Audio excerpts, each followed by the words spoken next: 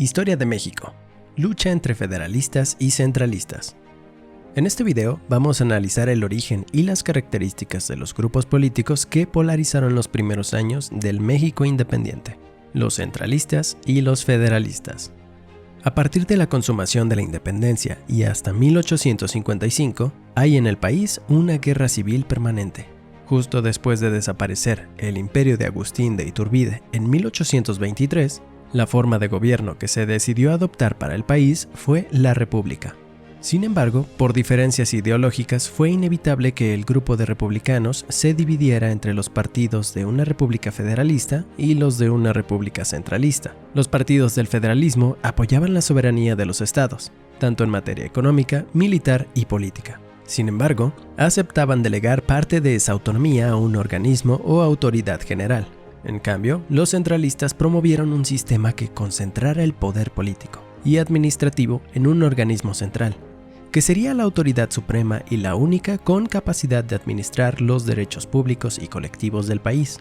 Asimismo, el centralismo era apoyado por la Iglesia y el ejército principalmente, así como por los terratenientes y los grandes comerciantes, sectores que aportaban la mayor cantidad de ingresos fiscales al país. Estos grupos, al querer continuar con los privilegios que tenían en la época colonial y mantener sus fortunas, tomaron como postura ideológica el conservadurismo, por lo que hablar de centralismos es hablar del bando conservador. Por otra parte, el federalismo está asociado al pensamiento liberal, por lo que representaba las aspiraciones de un nuevo grupo de clase media conformado por pequeños propietarios y comerciantes, profesionistas, intelectuales y burócratas. Federalistas y centralistas fueron apoyados por logias masónicas, grupos políticos que influyeron en la formación del país, la logia yorquina, que adoptaba los postulados del federalismo y estaba asociado con las ideas liberales. Llegó al país por medio de Joel Roberts Poinsett, quien fuera enviado por parte del gobierno de los Estados Unidos. Dentro de los miembros de la logia yorquina se encuentran a personajes como Vicente Guerrero, Lorenzo de Zavala, José María Luis Mora y Valentín Gómez Farías. La logia escocesa, proveniente de Inglaterra, tenía pensamientos conservadores y estaba en relación con el bando centralista. Figuras como Lucas Alamán, Anastasio Bustamante, Nicolás Bravo y Miguel Barragán formaban parte de esta. Desde los primeros años, con la Constitución de 1824, que resultó un parteaguas en la lucha por el control político del país, se estableció una república federalista, pues la mayoría de los diputados que conformaron el Congreso Constituyente tenían esa ideología.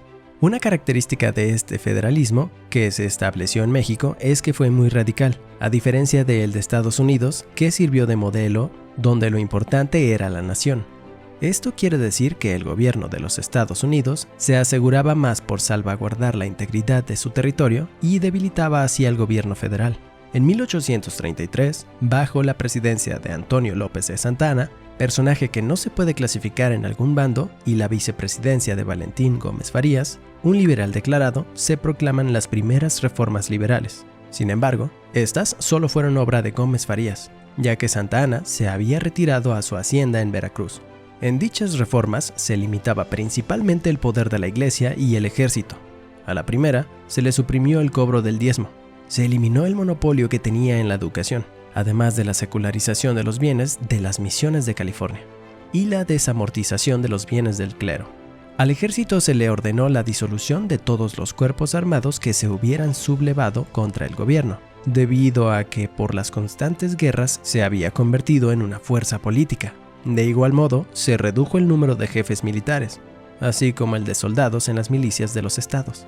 Como era de esperarse, estas reformas que afectaban los intereses políticos y económicos de la Iglesia y el ejército no fueron bien vistos por el bando conservador y fueron un precedente para el golpe de Estado que dio paso a una república centralista. Este cambio se dio después del fracaso liberal con la independencia de Texas, en 1836.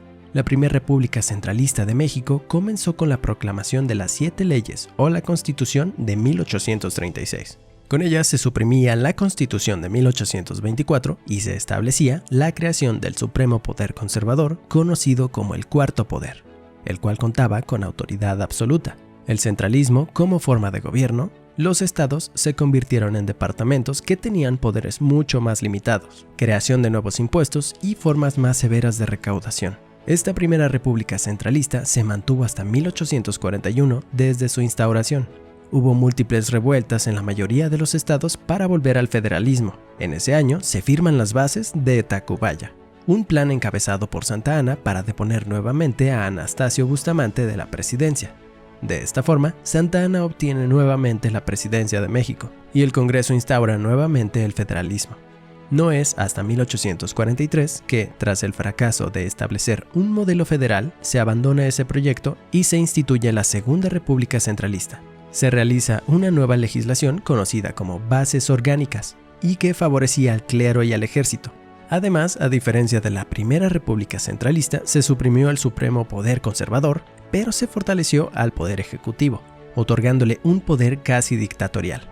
Este proyecto duró solamente 3 años, debido otra vez a múltiples revueltas y al inicio de la guerra contra los Estados Unidos. Aunque no se haya mencionado antes, la figura de Santa Anna fue muy relevante a lo largo de este periodo, ya que ocupó la presidencia de México en 11 ocasiones. Fue un personaje que cambiaba entre federalistas y centralistas, de acuerdo con sus intereses, pues su idea política estuvo más enfocada a la dictadura.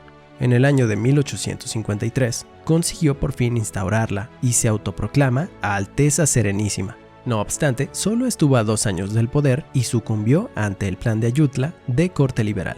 Para recordar, durante los primeros años de vida independiente, México estuvo inmerso en una constante guerra civil.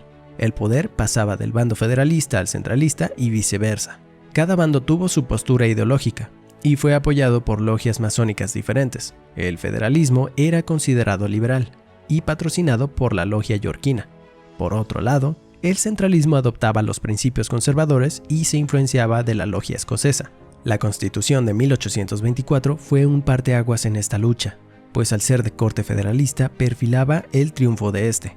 A pesar de ello, la República Centralista tuvo 2 oportunidades de formarse, la primera de ellas de 1836 a 1841 y la segunda de 1843 a 1846.